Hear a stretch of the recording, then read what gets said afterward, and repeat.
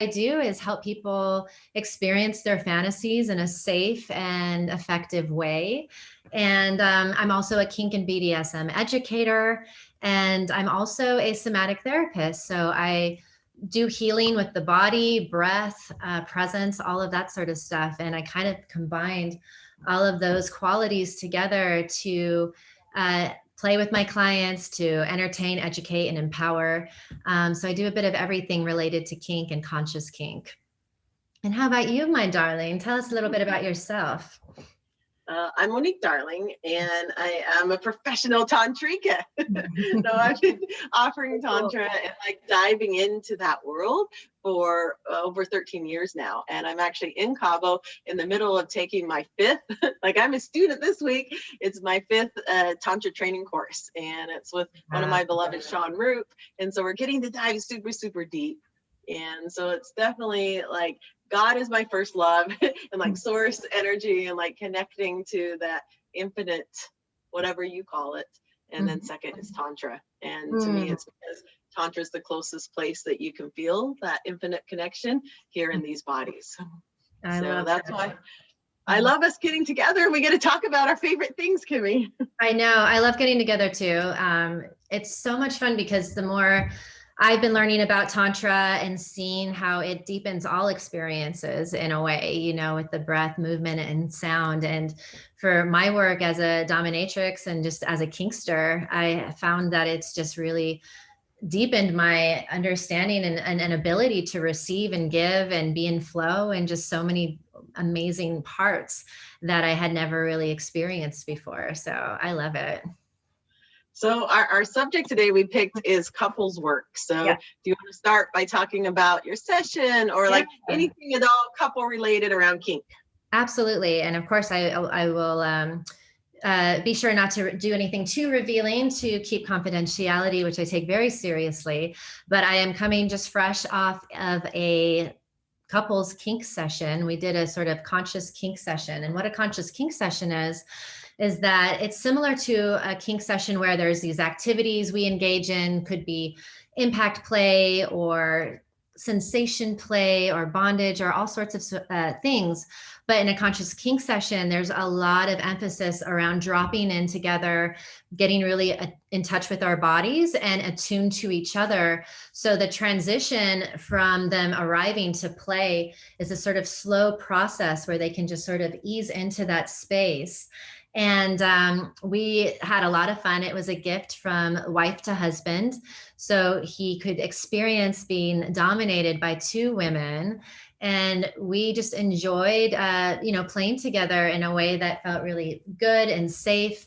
And working with couples is so much fun. You know, this couple in particular has really great communication and is open to exploring and expanding, their comfort level to have an experience together. So it's really fun working with couples in that space, because I feel like, we bought into this idea that, okay, you're together forever until you die, and all you have is just each other, and all your mets have to be met through each other. And, in this session, I don't engage with them sexually. I don't get naked. I don't do anything like that. But just having me be present, and that sort of just adds to the excitement of it. You know what I mean? So it's really fun to help couples explore their fantasies and to learn ways of doing it that feels safe and effective for them. And yeah, I'm a big fan of couples work. You do couples work too, don't you, Monique?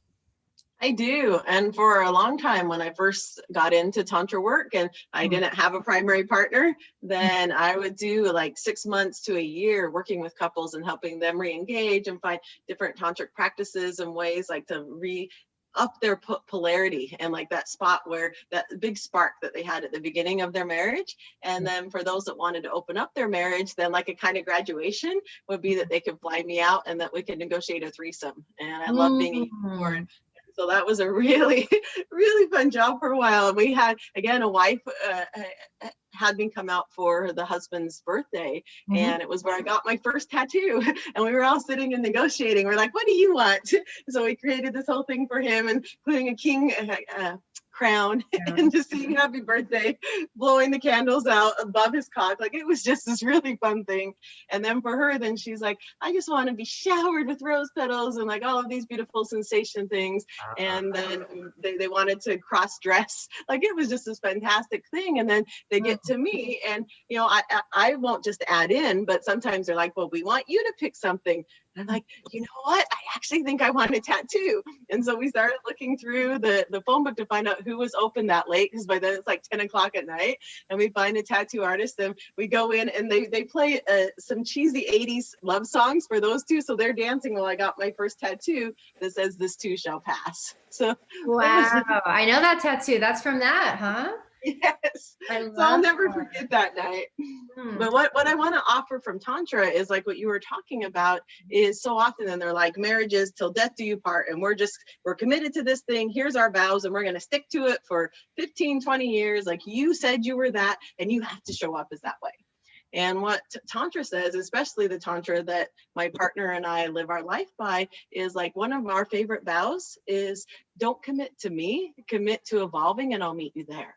And there's so many beautiful things in Tantra that says, you know what, this morning I'm going to wake up and I'm going to choose to marry you again, or I'm going to choose not to. And so it's that creative, the polarity is always there, and that creative juice is always there, because you're in that constant choice, instead of, oh, I don't know, like, you're already committed to me, so then you can get lazy. And when you're every single day, it's another choice, then it's, oh, look at this person sleeping by me. And then the days that you don't choose each other, then you go off and do your own thing. And then you like, maybe there's a week or two that you do not choose each other, then maybe it's time to reevaluate that relationship. I love that. I want to share something personal with you, but before I do, I think it's really interesting when you start to open yourself to new possibilities, especially with the couples that come see me. You know, they have like this, sometimes this uncharted terrain of fantasy world that they want to dive into. And maybe they've dipped a toe in with each other, but perhaps, you know, someone doesn't feel super equipped or well versed in it. So it's hard for them to understand how to meet their partner's needs, and vice versa.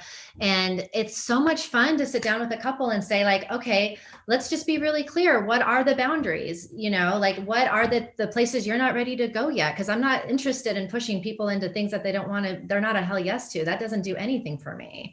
And when we sit down and we kind of figure out, okay, what are the definite no's? What are the hard limits? All of that. And then we work our way backwards. Okay, so what is okay? You know, what is some ways that we can sort of explore, whether that's just dipping a pinky toe in, or whether that's diving in head first. What does that look like? And 9 times out of 10, as we're in the process of playing, and they start to understand that, oh, this is safe space, like, she's holding space for us, it's sacred, and you know, we can be free in it, you know, then they're like, oh, actually, I'm this thing that I was a hard no to, I'm kind of like softening in that, you know what I mean? And it's so much fun to introduce, like, okay, you know, don't just get stuck on the no's. Like, what are the yeses, even if they're tiny, even if they're little you know, step ways into the fantasy. Like, what are they? If it's just talking dirty and that's it, let's do that. You know what I mean? Like, we don't have to do anything. We could stimulate just this organ and no other organs, you know, at this stage. So yeah, I just love introducing new possibilities to people. Well, that brings up a good point too, Kimi. Like, what is your policy around, you have like, these are hard boundaries and we're not going to change them no matter what, and these are boundaries that you give me permission to be able to check in about? Like, how does that work for you? Yeah, absolutely. Similar to my dominatrix work in general, you know, I have certain boundaries, and it applies to couples just as much as it applies to someone I'm seeing individually. And for me, like, I'm a hell yes to a lot of things, but things that I don't do or engage in is nudity on my behalf. And, you know, anything that's too sexually intimate, like, that means things that are like, you know, oral sex or hand jobs, foot jobs, like any sort of jobs like that, and sexual penetration and stuff like that. So those are just my boundaries in any sort of situation that I'm in with any clients. But when it comes to working with couples, I'm happy to go as deep as the couple wants to go. So if they want to be nude, if they want to engage sexually or intimately with each other, that's something I can hold space for and be open for. It's just important to have really a clear understanding of what that looks like. because sometimes in the heat of the moment, you're like, oh, I know I said I didn't want to do this, but now I do want you to strap on a dildo and fuck me with it. And I'm like, well, I wish we had that agreement before we started, because now you're in this heightened, altered state of arousal. And, we won't be able to play that out at this time because you're sort of compromised in a way. So, but that's going to be fun for next time. That's going to be something to look forward to next time. Let's just really dive into what we've agreed on and just keep it to that. How about you, Monique? I'm curious about, the work that you're doing. Is there certain boundaries or stuff that you have in your sessions?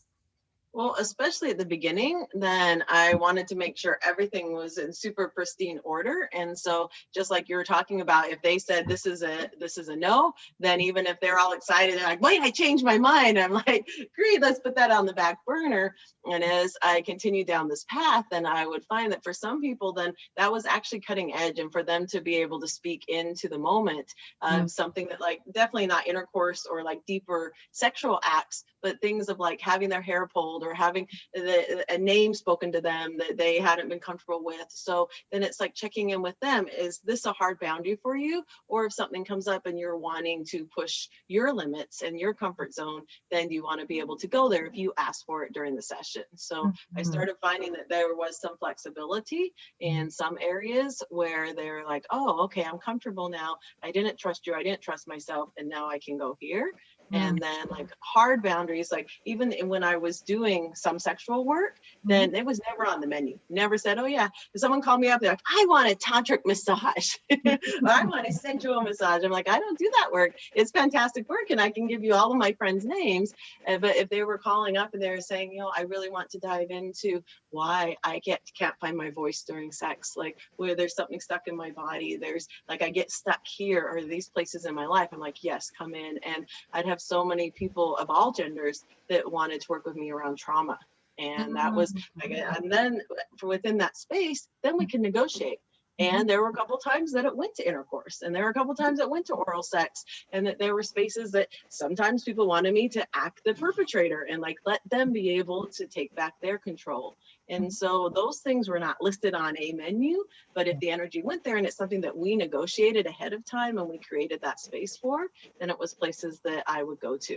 So usually it was, I want to explore something around myself. This is in the way of me loving myself, loving my family, loving my partner. And then those things, I'll go to the ends of the world with you in the depths if you want to go. And then from that space, it's like, okay, where are your boundaries? What are the hard boundaries? Where is the space that you want me to hold? And then here's my hard boundaries, and here's where we create from. I love that. And on a personal note, what I wanted to bring up was that just in my own relationship of where we're discussing what expanding sexually looks like as a couple. And for me, it's brought up some fears and confusion and not really like a lot of clarity. So I remember once telling my partner, like, how would you feel as a baby step to maybe bringing in a third party, but who was a professional, like who was actually there to, hold space and be a part of the experience. But, there are some boundaries there that, I felt good about. And he was like, well, I don't feel good if they're there because they're being paid to be there, because he has this idea of desire, like he wants to feel the desire, which I get. And I'm curious, like what your thoughts are around couples that are interested in maybe exploring sexually together and maybe bringing in a third party, what that looks like. What are the options if somebody's not really ready to just like ask their friends or like find someone, organically? What do you think? Well, my question for your partner is, can it be yes and? Because I'll answer personally for my own experience, and I do that. I still do that type of couples work when it's asked for, and I'm in alignment. But my partner and I went to Amsterdam for our first visit like 4 years ago. And I'd always thought about, I want to hire somebody. And I play with sex workers and have like this whole field, but I never actually hired somebody. And so we go to the red light district and we're walking around and we're actually looking in each of the windows and we're like, who do you like? Who do you like? And just having this whole experience. And we both picked this little fairy girl. And she had fairies like on both tattooed on both of her body, sides of her body. And then she had fairy tattoos everywhere in her room. And we're like, yes, we both pick her. And so that's so cool. And we just sit down and start talking and negotiating, and we talk and paid for like the first half hour was just talking, getting to know her and about her son, and how she really loved this work, and like what he and I were coming into the situation with, and how we're really content in our relationship, and that we wanted to create this scene together. And she was all for it. She's like, this is fantastic. I mean, yes, for this and this and this, and this is going to cost more, and this. It was so much fun, and the whole encounter was like an hour. And when we left, we were so happy, and there was just this experience of we got to have this thing together. There was desire from, like, there was willingness from her part. Who knows if she desired us, but there was this willing adorability, and she just had fun with us. Like, she was 100% there. And from both he and I, then it's like, oh, we're on the same page. And I often have people hire me when I was in San Diego, because there was a big poly, like, open relationship field. And so people would go to these events and they jump into threesomes and moresomes and have these experiences. And then so often then the female, like the yoni owner of the group, was left out and didn't know how to use her voice. And so often I was hired to come in and create this threesome experience where she got to be held and nurtured and brought back from the trauma of the places where she didn't know how to use her voice. And I love that space so much, because it's so beautiful to let her feel like, oh, that's so, it's like it can be yes and I'm still, and it's not even in control, because that, especially in Tantra, then it's how to surrender, but it's in a space that you can surrender with your own discernment. And so you're not free falling. You're actually having the space of, oh, okay, so how about you watch my husband and I? How about you put a hand on each of our sacrums? Like, what if you were laying down underneath our genitals and just see, how about this? How about I just lay in the middle? And like, just really, really letting her have her voice. And I love that kind of work. Wow, that's really beautiful. It resonates with me what you're saying, because like I help with my clients is, letting them know it doesn't have to look a certain way. It doesn't have to be this big production. It can be small, and those little steps and those little details really add up a lot to a person's journey. And for me, learning that I can have my voice and I can sort of, be a yes and, as you're saying. I think I get really caught up in that it needs to be a certain way, or that I have to just be on board. Like, there's this shameful part of me, because I'm a dominatrix, I'm a kink and BDSM educator. I should be cool with all this. Like, I should just be like hanging out at all the swinger parties and jumping in all the moresomes and whatnot. And there's definitely reservations there, because I think there is a little bit of fear around the unknown, and loss of control on some level. As a dominatrix, I like control. So I think all of that brings up some fears and anxiety for me, for sure. Well, you want sustainability, right? Like, that's what I feel like both in Tantra and in dominatrix work. It's what's sustainable. Like, you can have these peaks and highs, but is that sustainable in your life? And so how can you create that sustainability, and especially in couples work? I so agree. The workshop you're at is with Sean Roop for the tantric workshop. And when I got to see him before I left Cabo, he said, not everybody, a lot of people think surrender is like, okay, I give up, like I surrender, and he's like, that's not surrender. Surrender is just like okay, like, here I am. I surrender. What am I feeling? Who am I in this moment? Like, who are you to me in this moment? And just, can I just be with what is, and just allow and have love and compassion for myself and whatever I'm feeling, even if it doesn't fit into my idealized image of who I think I'm supposed to be, I love that, honey. And we only have like 5 to 7 more minutes. So if anyone is on here and you have some questions, feel free to type it in the chat or raise your electronic hand, and we'll happily get to you. We welcome questions around kink, sexuality, tantra, ethical non-monogamy, any sort of stuff that you guys want to ask. We welcome your voice, and it's so much fun to kind of gauge what people are interested in, because we want to continue bringing this content forward, and we want to talk about subjects that you guys want to hear about. Like, we want to like kind of feel into what that is. So feel free to ask away. What's one tip you would give all of our viewers, Kimi, for couples to have sustainability with each other? Yeah. I mean, part of the stuff that I'm teaching, it's exploring really around like, what is it that you want, and kind of, I do everything from giving people, a kink checklist for them to go through so they can see, oh, what's possible and what's sort of resonating with me in this moment and what's something that maybe I'm not ready for, but at least starting that dialogue within yourself and then bringing that dialogue to your partner, just the communication aspect can be really, really powerful, and it deepens intimacy. It's vulnerable, like all of this sort of stuff. So yeah, I'm like, baby steps are like, exploring within yourself and the desires that you have, and then bringing that to your partner and speaking vulnerably around it. If you're not ready to share everything, then what are some of the things that you are ready to be vulnerable around? That's a really good start for people.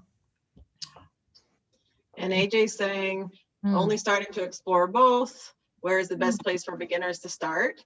And so I think that the yes, no, maybe list that Kimi's talking about is a fantastic place to start, because it allows you to really get clear on what are the things you really want. And they have them for Tantra also. It's both for Kink and Tantra, and like any subject, really, you can go get on Google and find these yes, no, maybe lists. What are your bottom line no's and where are your maybes? So then you and your partner or partners can start exploring those. And what I wanted to offer is the greatest tool that I could ever give, either whether you're in a relationship or not. Like, you're always in a relationship with yourself, and any other relationships that you're in, the first thing you want to look at is say what's not being said. Because so often then we shut down our voice, we try to hold something back out of fear of this is going to ruin the relationship, or out of fear of, you're not being vulnerable enough with yourself, so you're not seeing that aspect. And when you're actually willing and have the courage to say the things that are the scariest, and then there's that person still sitting there on the other side, that's when your relationship begins. And so it's so important to do an inventory, whether it's once a week, whether it's once a month. I do it once a day. Like, I'm always checking in with myself. Is there something stuck in my throat? Is there something there that I'm not being said, that I'm not saying in this moment? And my partner will be doing the same thing, because those are the things that over time ruin your relationship. So where's the space that, even if you can't say it because you're so scared, write it down, right? Like, Reid Mihalko has an amazing thing on his site, readaboutsex.com, called the Difficult Conversation Formula. And it's free. Just go to his website, and it's the most fantastic thing. You write this down, you say your fears, you say your hopes of what's going to happen in that conversation, and then you share the information that's been hard for you to share. And that gives you the greatest chance of the person sitting across from you actually being able to hear you. That is so beautiful. Yeah, I think the important thing to mention is, there are all these resources and sources of information to further your education. Like, we're in a dawn of Zoom online stuff, right? So there's so much access that we have at our fingertips in the privacy and safety of our own homes that we never had before. So, when you're talking about these little steps, it's like, okay, doing the work yourself and educating yourself and finding avenues where you can sort of expand is so important. And somebody wrote a message, my partner and I want to go further into kink. Any suggestions on courses, YouTube, books? So I have my own YouTube channel, and I'll just type that into the chat, but because it's not under my name, it's under my old company's name, domidolls.com, and we cover a lot of different subjects.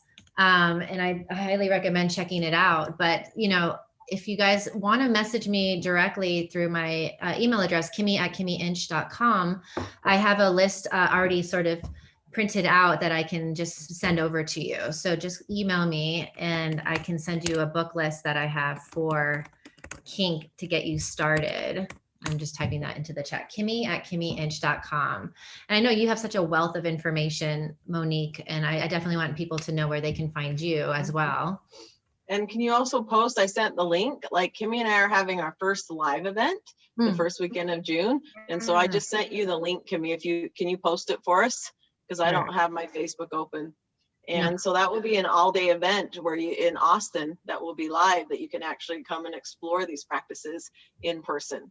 But we'll also continue having these every first and third Thursday. And so you can come and bring your questions and just have this incredible experience to start finding, where do those two cross over for you? If they do, where are you interested in kink? Where are you interested in Tantra? Where are you interested in just expanding your lifestyle? And so Kimi just put that Eventbrite so you can get more information about that event in Austin. And I'll be sure my website. Do that sorry, on go ahead. No, I'll be sure to do that on Facebook as well. And then my website's everydaytantra.com. There's a ton of free resources there for you, and also let you know of upcoming events. So both of us are super passionate about what we do. We love being vulnerable and just sharing from the depths of our heart. And we love finding these places where our professions and our lifestyles cross over. So thank you for coming on and enjoying those spaces with us. Yeah, I know. This is a shorter talk than usual because Monique is in the midst of her 5th tantric course, right? And which is super, super exciting. So I'm just seeing if there was just maybe one more question that we could answer. Yeah, so there's another question around trauma in the brain and psychologically. It's going to take a little more time to get to that question. I'm happy to save it and bring that up in our next subject when we can talk more about the psychology of sex and emotional and just all the different facets of what being a sexual being on this planet is. I love that. Thank you for interacting. Thank you for being here. Just your attendance is participation. So thanks for participating with us. And I think our next one isn't going to be, because I know you're flying. So I think our next Tantrika and Dominatrix Walk Into Alive is going to be the 20th of May. So we'll be sure to get that information out to you guys. We hope you can join us. And it would also be great to see you live and in person if you want to come to our class. That would be super cool too. So thank you so much for being with us. And I'm going to save that question that we couldn't get to this time.